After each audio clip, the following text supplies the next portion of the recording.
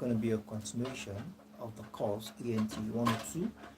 This has been a very interesting course, and I think we are on the sixth volume, if I'm not mistaken. This is one course that has a very voluminous, number of pages. The course is quite, it's quite versatile. It's a very vast course. It covers a lot of ground, a lot of things, and that's why we have been on this course now for, I think this is the second week, if I'm not mistaken. But I'm optimistic that maybe in the next two classes we should be concluding with the course ENT 102, and thereafter we should head straight for MTH 105. Okay, so before we go into the stream tonight, let's quickly go through what we have on the comment section. Mr. Mustang says good evening, sir. Good evening. Mr. Emmy says good evening. Good evening, sir. Miss okay, Miss Dami says good evening, boss. Good evening. Miss Tech Mindset said good evening. Miss Simi said hello, everyone. Good evening. Okay, we have Miss Omolola says okay. What's going on? Okay, yeah.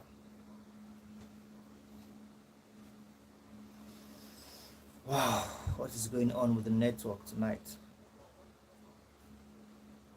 Oh, awesome. Miss Blessing, can you see me? I mean, I don't know what's happened to the network. The whole thing just got blanked out. I don't know if you can see me. Miss Blessing, can you see me? Can you hear me well? The whole thing just blanked out. And I was thinking maybe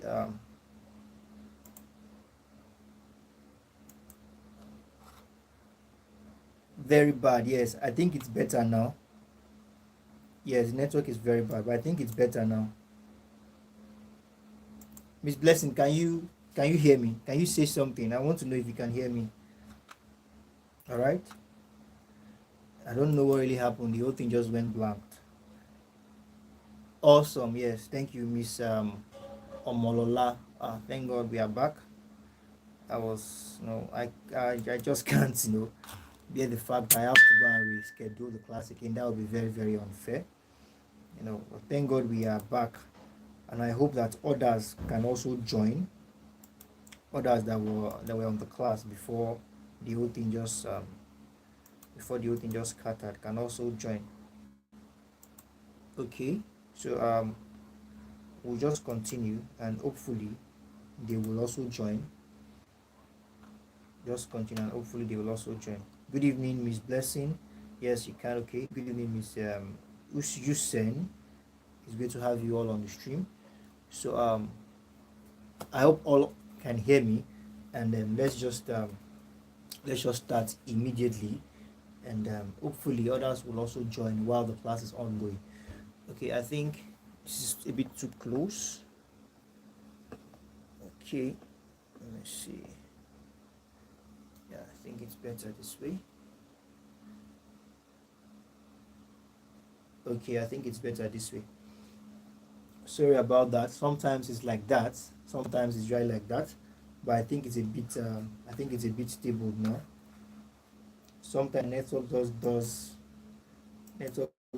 its thing, and it's like that sometimes. But I think it's a bit stable now, and we can continue with the class. I think we can continue with the class now. Awesome. Yeah. Okay.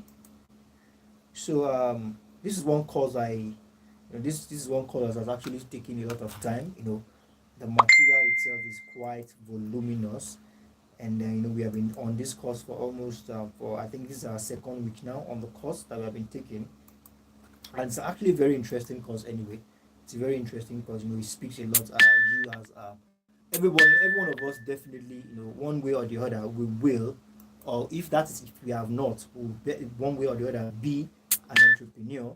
That is for some of us who has not been an entrepreneur yet. Okay, so it's a very interesting one. It's something that we don't want to joke with. So very quickly, the network of the thing has interrupted and taken some of our time, but nevertheless, let me just quickly walk us through within a minute what we treated in our last class. Okay, yes, that is one of the disadvantage of. Uh, there's nothing that has advantage that doesn't have disadvantage. That is certain, all right? Everything that has advantage, but it's something we can definitely deal with. Something we can definitely handle. So now, without wasting much of our time, last in our last class, we treated functions of government, all right? And we said they are now this is ENT, and we're also talking about government. This is one course that touches almost everywhere. Now we talked about the functions of government. That was our last class, and we said that there are three major branches of government. All right, and these branches has their own functions. All right, we can refer to them as the branches of the function of government. And we said we have the first branch, which is the executive and the legislative. That those are the people that make the law, the legislature. They make the law. We have the executive, and we have also the judiciary. Now, but according to where they arranged it in the material, they did the executive first, and they are particular about the functionality of the executive. All right, and it is written that the functionality of the executive has to do with the governor. The government is not about making decisions. Okay, it's about ensuring that decisions. Okay, now, okay, so the executive part of government, speaking of the functionality, all right, this is the part of government whereby government here is particular about ensuring that decisions that have been made, all right, as must be effectively put in place. All right, that is what the functionality of the executive government is all about under this department. All right, so we have that as that. And the implementation of government decisions, all right, is the priority under the executive, okay, under the executive branch. Here, under the executive branch, what the government is particular, is deliberate here, is all about implementations of government decisions. Implementations of what? Government decisions. Okay, so we talked about that last week. We also said something about the judicial function, and we say here that government is not just about making and implementing laws. Here also, it's all about ensuring that those laws are applied and enforced. Under judiciary, judicial branch, here it's all about applying and enforcement. Applying and enforcement. So as you can see, those different branches with different functions that makes a whole, but each of them has their strength. Here, under the judicial branch, government here is particular about applying the laws and decisions that have been made and enforcement of such decisions. All right. So all this we spoke about last week, and then we also spoke about the fact that all these powers, all these branches act as check and balances of each other. All right. We also said something about bicameral legislation or bicameral legislature, which have to do with accepting both houses and subject of scrutiny as amendment by opposing party. All right, all these things we discussed last week. So it's just a quick walkthrough on what we discussed. Right? So today now we are going to start. Okay, we'll be starting at legal environment. Okay, so we are going to take up legal environment for today. Even as an entrepreneur, as a business owner, you should be aware of what the law is saying. You should be aware of the law applicable to the states where you are running your business. Okay, all these things are essential. So now let's talk about the legal environment. Now let's say what we say legal environment, right? Legal environment. Okay, now when we say anything legal, it has to do with law. Okay, when we say legal, we are talking about the law. Now law in the sense, okay, relating to both individuals. Here as an entrepreneur, under this course we are going to be looking at how law is applicable to you as an entrepreneur. Now law relating to what? Both individual and organization, all right, can be classified in numbers of ways, all right, and these ways could be seen as international and national, public and private, criminal and civil law, all right.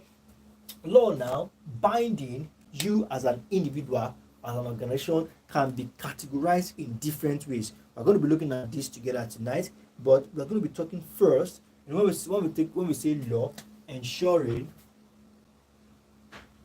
okay, let me put it like this: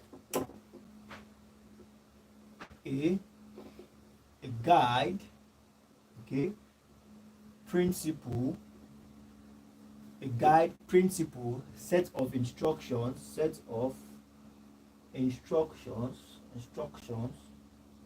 ensuring, okay, orderliness in a governmental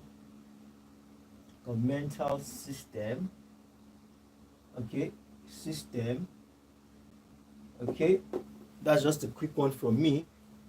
When we know what we talk about law, you know, it could be a guide, it could be a written guide, it could be a, you know, it could be a written, you know, it could be written or unwritten, it could be principles, it could be a set of instructions that has, you know, why do we have this set of instructions and guide is what to ensure orderliness, law, peace and orderliness in a governmental system or in a governmental organization. Okay, so we have that as that. Now let's quickly look at, you know, the types. Okay, now let's look at the types. Now we have this particular one we're going to be talking about first is the public. Okay, is the public and the private, law. Now let's take this.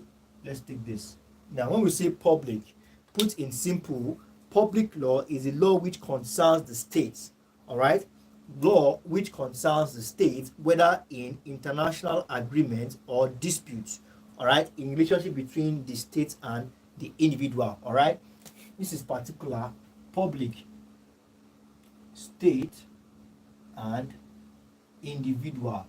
All right, this is the law. All right, law between the states and individuals, guiding the relationship between the state. Now there's a relationship, okay, between who and who, the state and individual. All right, so we have that as the public law. And the public law consists of what? International treaties and conventions. All right, international treaties and convention. It consists of international, all right, international treaties and conventions. All right, conventions, constitutional law, administrative law and criminal law. All these are actually talking about the public law. So all these things makes up public law. Okay, international treaties, conventions, institutional law, administrative law and criminal law. All right, all this makes up the public law. Now speaking of the private law, now here, law governing the relationship between individuals, all right, and compromises laws in respect of what? Contracts. All right, when individuals here, individual versus contracts. All right, basically individuals and individuals. All right, parties, group of individuals. All right, individuals in respect to contract, tort, property, trust and family. All right, this is unlike what we have here in the public, which is the state and individual. Here it's more of individual and individual, between individual and individual when breaking contracts. All right, you know, contract, tort, you know, properties, trust and family. All right, we have tort, we have properties, we have family. So we have that as that. Now let's proceed. Now let's quickly talk about some different types of law. Now let's talk about the criminal law. Now criminal law relates to what? Legal wrong, criminal offenses.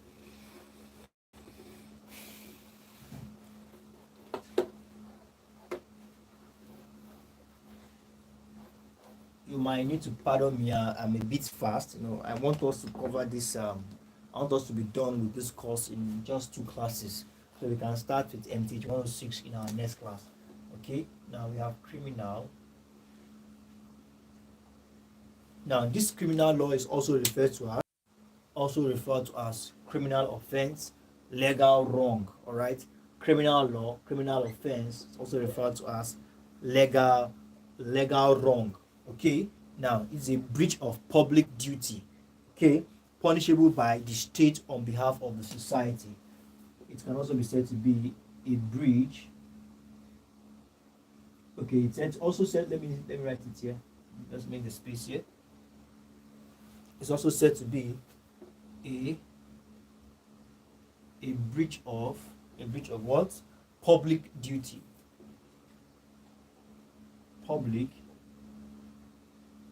A breach of public duty. Okay, punishable by the state on behalf of the society.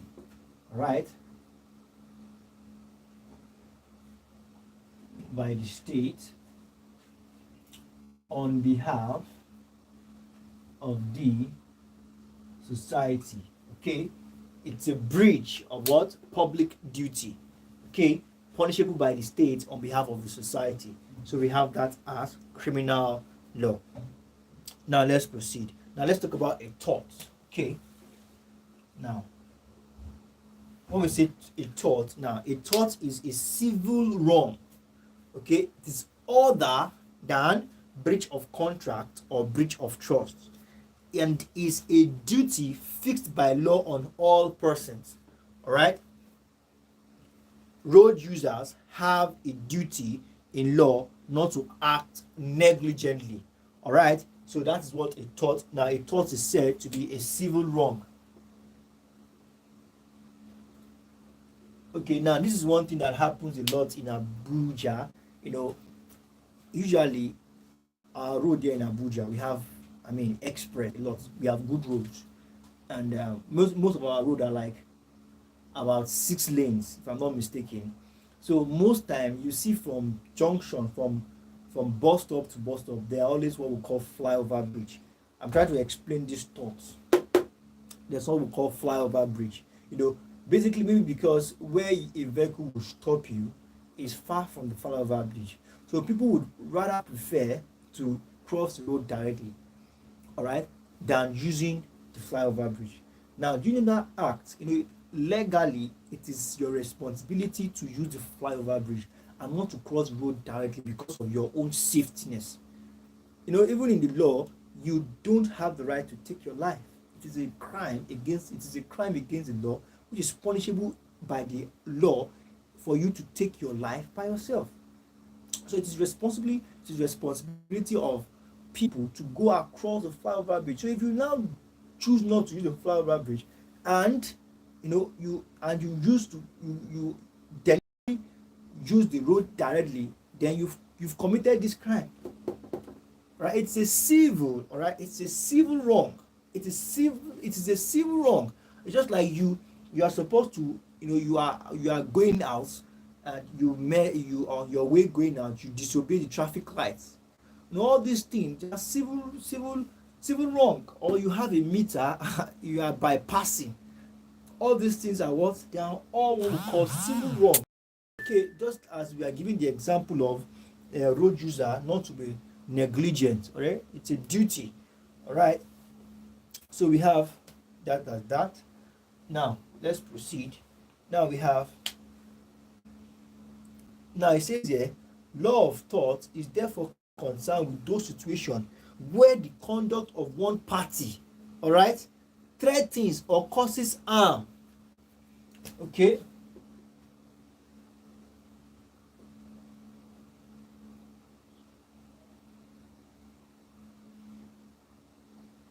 all right, what it does, what conduct of one party. Okay, now it threatens or causes harm. You can imagine now you going to cross the road directly, or if unfortunately maybe a vehicle was coming and you did not notice the vehicle, and what the vehicle was trying to avoid, there was a ghastly accident. The driver life has been endangered, and other road users, their life has also been endangered. So anything you are doing that can cause potential threats, all right, to the life of another person, then you are committing this crime. Yes, you are committing this crime. So even as an entrepreneur, I think I think piracy or trademark, you know, when you take other people's products without actually getting the right to sell their product, and you just get their product, although in writing, as a writer, because I do write, it's called plagiarism, and it's a serious offense. If you are caught for plagiarism, your website can be brought down. Okay, you can't just pick things online and post them on your website. You have to write original and quality content. You can't use other people's work unless you cite them or you make reference to their website. So we have that as that. Now let's talk about trust. All right. Now, a trust is generally defined as something referred to as equitable obligation. All right.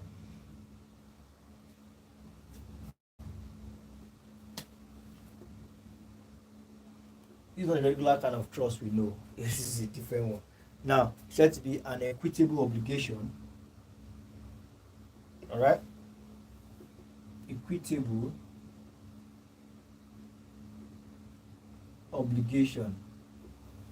Okay, imposing on one or more person, right, a duty of dealing with property over which they have control for the benefit of other persons who may enforce the obligation.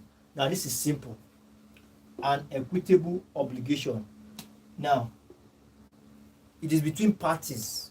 Okay, now one person is saying that you are in charge of my property, you handle my property for me. This is what I'm giving you to handle. Now, one or more persons has a duty of what?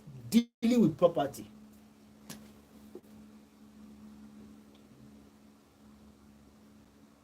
Or more. All right? Whereby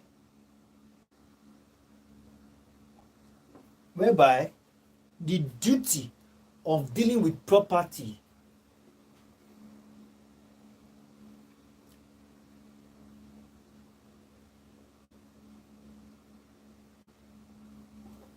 all right, the what, the duty of dealing with property, all right, or giving control, in other words, to watch over or take care of such property for the person who is enforcing the obligation.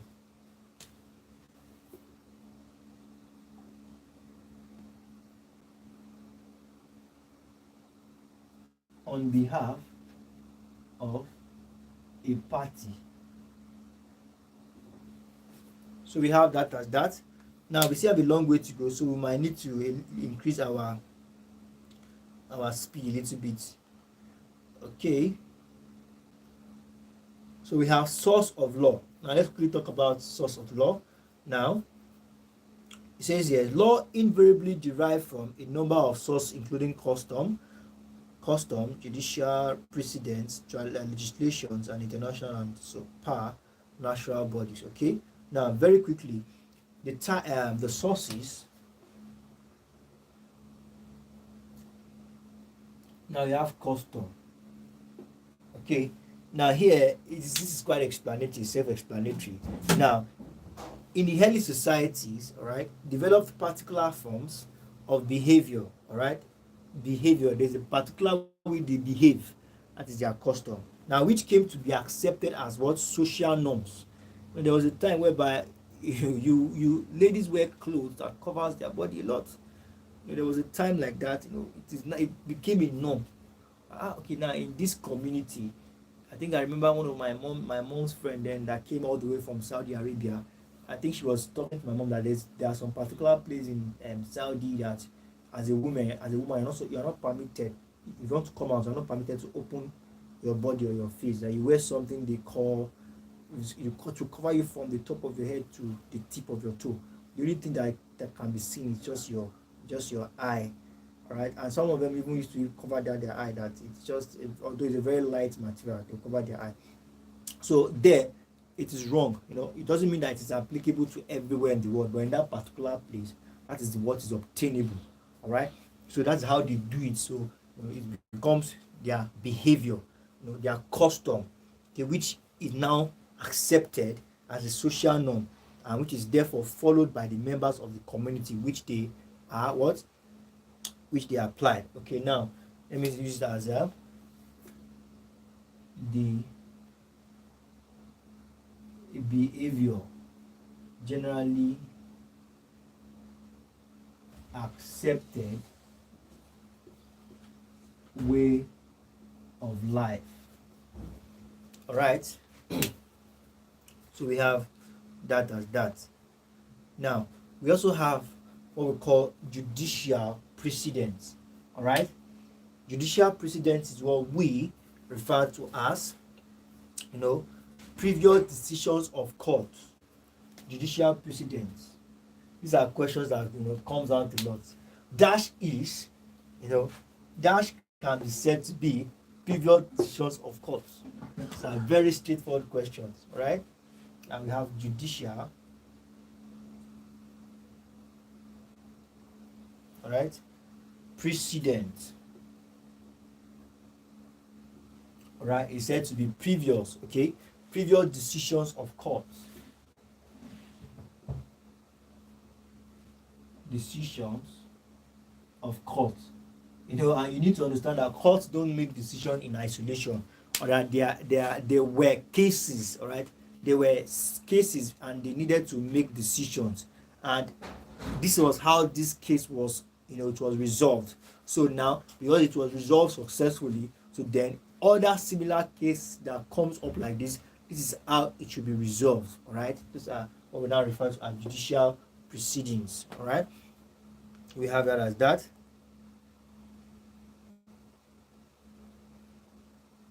Now it says here it is based on the rule that the previous decision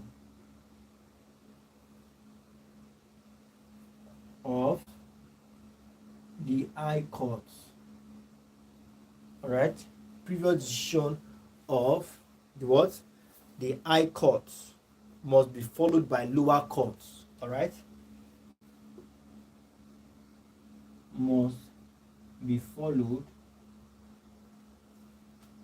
by lower courts. My goodness, why did I write court? My apologies. Courts, not courts. That's courts. Okay. So there's a rule. That is the rule that decisions from the High Court, all right, previous decisions of the High Court must be followed by lower courts. All right. That's the significance of the court structure. The significance of the court structure. Okay, that the decisions that have been taken by the High Court has to be followed by lower court. So we have that as that. Now we also have legislation. We are talking about the sources of law. Now this is a substantial portion or proportion, substantial proportion of current law. So when you come across dash is a substantial portion of current law, we are talking about legislation. All right, it is said to be the substantial proportion, substantial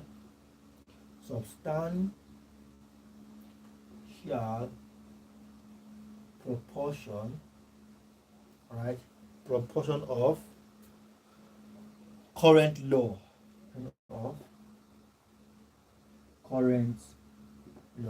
substantial proportion of current law.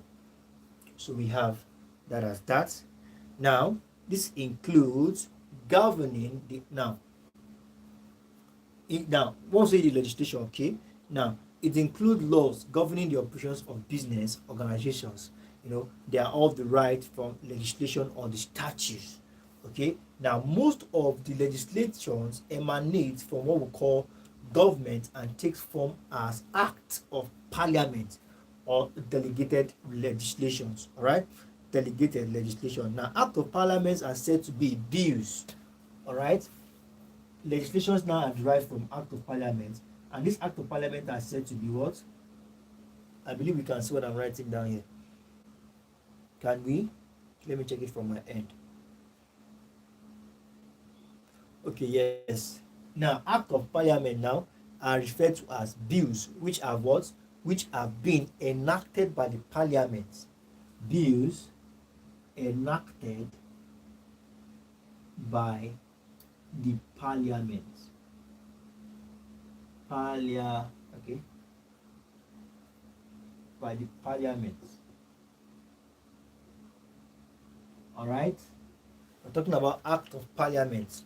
Act of Parliament are said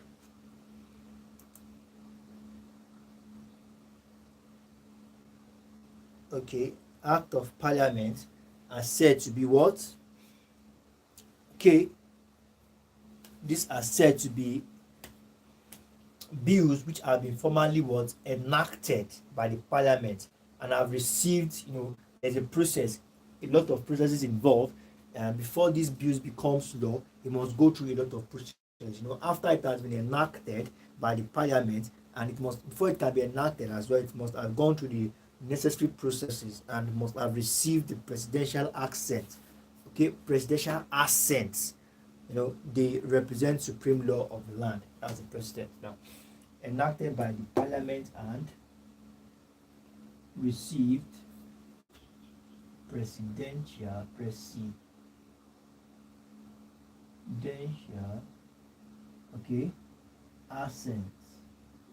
must have give their go ahead, then it becomes what it becomes. All right, so we have that as that. And let me erase this so we can proceed.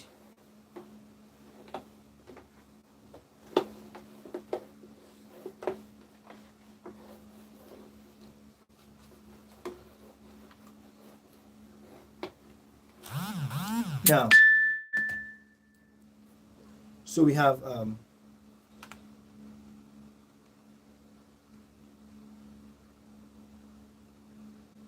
now let's quickly talk about business organization and the law. All right, let me erase this. Business organization and the law. All right.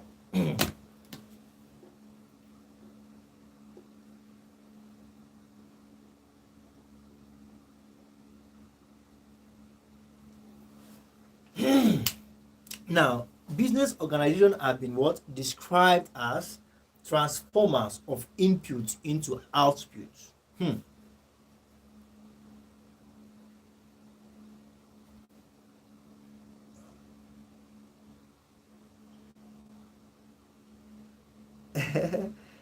Sorry about that, man. That is noted. Miss Omolola, that is noted, man. I will always start from the top, or maybe I would even be asking before I clean the board. Oh, Mr. Jolas is here. Mr. Jolas, is great to have you in the class tonight. So we have, let's quickly take note of these points here. Now, business organizations, all right, boss organization, now they are referred to as, or they are seen as, transformers of inputs into what? Outputs. So don't be surprised if you come across questions like dash can be referred or described as transformers of input into output, then you know what they are asking of business organizations. Now, in the sense that they acquire what and use resources to produce goods and services for what? Consumption. And this affects all aspects of their transformation process are influenced by law. You need to know that all aspects of transformation process is what? Influenced by the law. All right, now the law here is in the sense that it is influenced by the decision of the government. All right, just like what we all are facing in Nigeria now. Believe me, directly or indirectly, the hike in first fuel price has definitely changed everything. All right, the instability, the lack of stability in our the value of our money does directly or indirectly also affect a lot of business decisions. All right, so all these things worked intertwine. All right, it might not be directly or it might be directly, but definitely the law has a great influence. All right, it has a lot of influence. All right, on the rate of transformation. So we have that as that. Now let's proceed.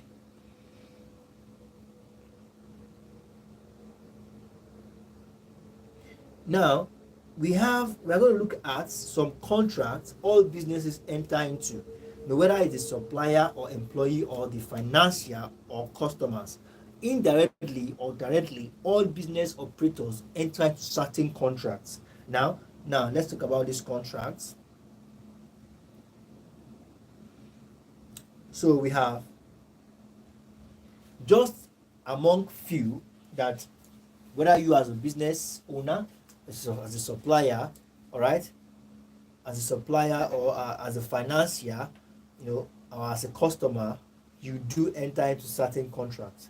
Now you'll be surprised. Let's just get into it. We have certain contracts entered into in the business environment. Now we have the offer. All right. Now the offer, now to have an agreement, all right, two or more persons must arrive at a mutual understanding. Now with one another, a party makes a proposition and another aspect and another accepts. All right. Now do you know that this offer is something as little as buying and selling? This has taken place because now it is said here, first, two or more persons. All right, let's see, let's break it down together. Two or more persons. Now we're talking about offer. Two or more persons, that's the first thing. All right, so there's also what? There's a mutual understanding. Mutual understanding. No, don't forget, in the early stage of this class, I said something to us. Emotion, when it comes to the world of business, emotion rules. Oh, I love those products, let me go for it. Oh, I don't really want this product now, but I think I can buy. Maybe I should keep. Maybe in a time that it will be very expensive, let me buy it cheap. Emotion rules business. Now here it is again. It says mutual understanding. That's not it. Now it's a mutual understanding. All right, there's also what? A proposition. Offering, let me first say offering of proposition and acceptance.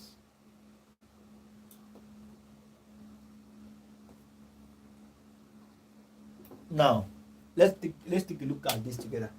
Do you know that for you to even enter a vehicle and go to your work, do you know you have accepted an offer? Yes. Now then, when I was working in the hospitality industry, like when you get to the junction, this same place that you go for 300 naira, that's even before fuel scarcity, now that is now 500 naira, you go in the morning or you stay there because of rush hour, you see some driver calling it for you 350. Now there has been an offer. He has given me what? Sometimes enter for 350, 300. He said he's giving me for 350. That is what? There's an offering of preposition. Okay, there's an offering of preposition. Then if I choose to enter, maybe because I'm late or 15 naira doesn't matter to me, then I've accepted this preposition. Now there is a transaction between me and somebody else. All right, for the fact that the mutual understanding here is that I need vehicle to get me to where I'm going to, and he has a vehicle and he knows that his vehicle will not make him money if it is parked at home. So the only way he can make money with his vehicle is to come to me that needs a vehicle to take me to work. Are you getting the mutual? I'm just using my own scenario as an example. There are thousands of scenarios. All these things revolves around the business world. Let's not forget the topic is still ENT 102. We're talking business here. Now, there's a mutual understanding. Okay, I think I need this, and this is what he has to offer. So in order to get what I have to offer, then you must be offering something. So there's a mutual understanding, and there's also an offering of a proposition, and there's also an acceptance. So when he offers, even for the fact that even for the fact that we fulfilled, even if we fulfill this, we can still scatter everything here. I don't know if you get it. Even yes, I know I need this thing, and he knows he has it, and I know he can offer me, but we can still scatter it here. If he offers and I decline, then it's bye bye. All right, it's bye bye. But if he offers and I accept, then it's a win-win. So we have that as that. Now, an offer therefore is a what? A declaration by the offeror, all right, and the offeree. Now, two individuals, offeror and the offeree, all right, that they intend to be legally bound. Now, let's not even go in depth. This ones I give is just more of a superficial explanation. There's an in-depth part of it, all right, some serious business. Okay, now whereby they intend to be legally bound by the terms stated in the offer, okay, if it is accepted by the offeree. Now, very quickly, let me ask us this question. We have the offeror and the offeree. Okay, now a quick one. So can we please tell me who is this and who is this? Who is the offeror? According to my explanation now, who is the offeror and who is the offeree? I'm giving us 2 minutes, please. Let me use the opportunity and get water. I feel dehydrated.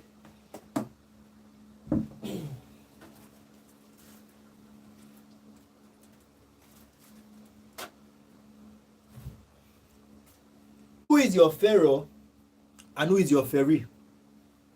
Who is the one giving the offer and who is the one accepting? Who is the seller? Who is the buyer? I'm trying to break it down.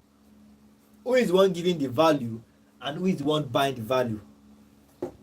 These are two personalities. Who is the offeror, and who is the offeree? I remember this question very well. It came out in our exam then. I think I have something down here. Awesome. Miss Omolola said offeror is the seller. Okay, not bad. Let's have our answers coming in. Okay, is anybody else helping out?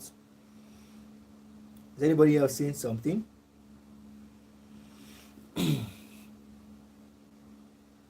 Okay, is anybody else? While the offeree, man, I think you should be particular about your spellings. I think please pay attention to your typos, man. But thank you very much for the yes, thank you very much for the quick response. Okay, let's wait for others to respond as well. Okay, who is the offeror and who is the offeree?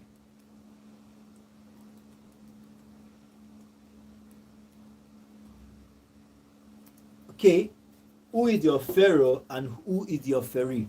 Awesome, yes, thank you very much. Miss Blessing Osai says the offer is the producer, offeree is the buyer. Miss Blessing, I think you have some typos. Do you mind restructuring that?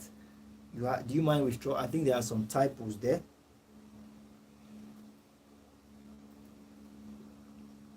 Okay, who is the offer and who is the offeree?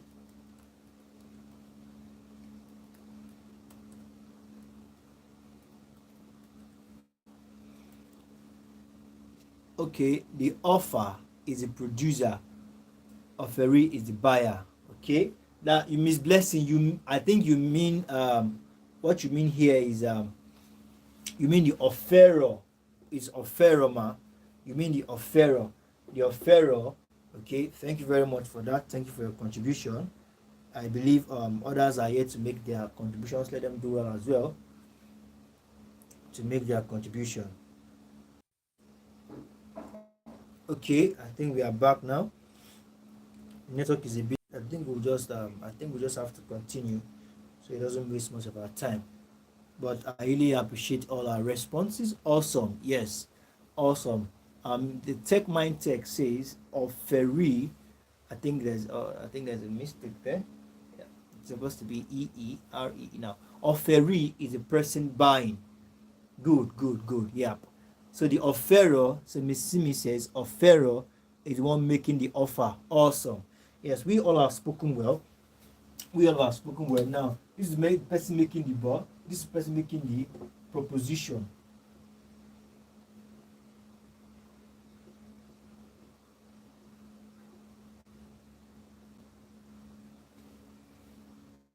Okay, this is the person making the proposition, and this is the person accepting.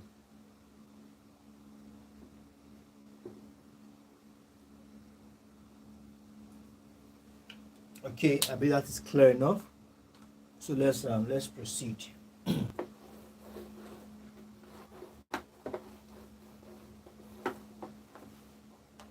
Now let's go through it quickly because we are actually out of time.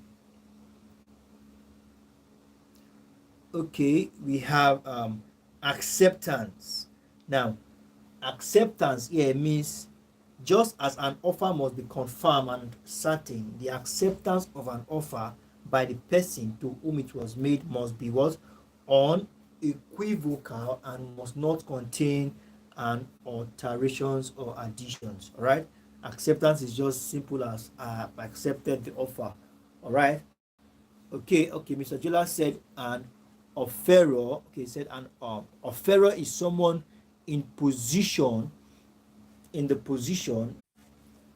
Wow, the network is pretty bad tonight. I just keep fluctuating. So let's just continue. Okay, let's just proceed. So I want us to quickly take note of this. Clark in 2013 says something. Now in 2013, Clark said something. Now Clark said acceptance. He said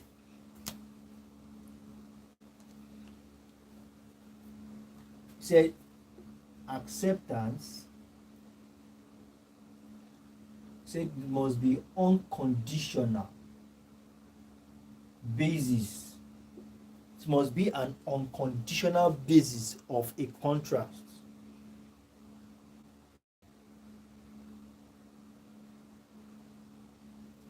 Said it must be unconditional. All right.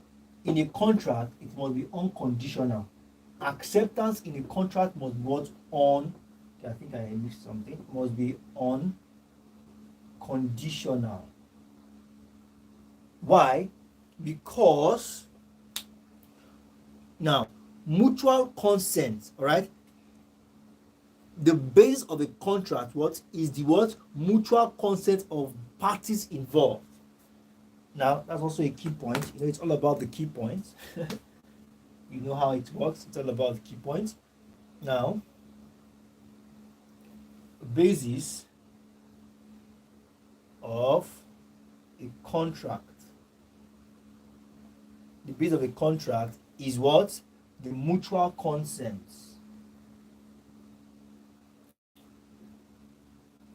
Mutual consent in the sense that I want this and you have this.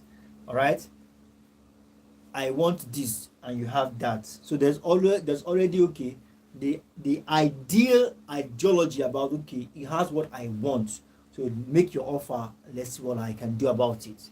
Or make your proposition and let me see what I can do about it. So there's the base of a contract that you cannot want a car and you go to where they are selling cow. There are no mutual consents there. That's not what this mutual contract is trying to say. You can't want to buy a house and you are going to where they are selling bikes. It doesn't tally.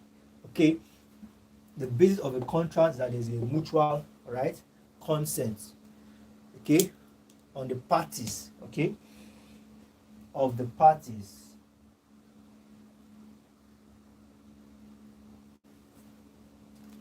So we have that as that. So very quickly, let's look at what is called consideration. Now, consideration is referred to as what? The price which each side pays, all right, and the advantages or benefits each side enjoys for what? The promise of performance of contract. Okay.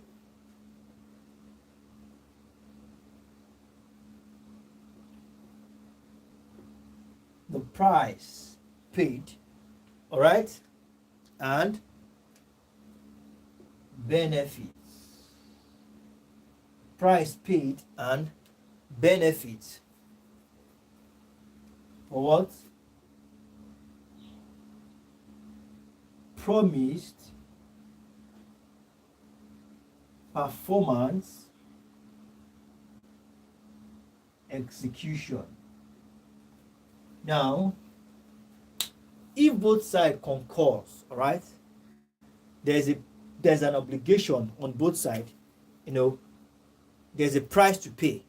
Now, this simply means that I want to go into a contract, like I want to buy 10 plots of land, all right, I need the land, I know what I want to use it for, and you have the land to sell.